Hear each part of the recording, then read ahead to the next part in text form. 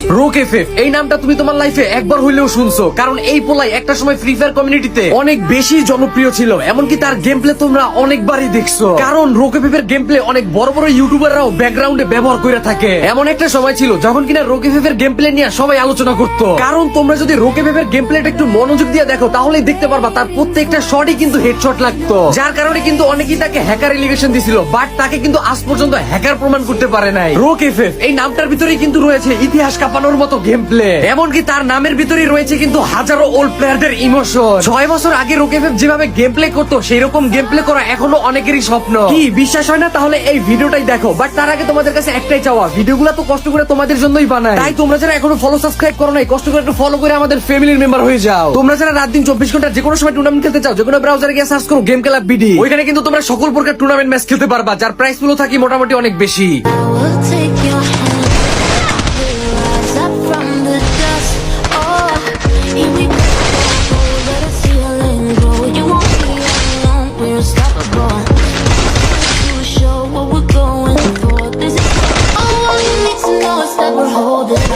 Even if we fall, we will rise up.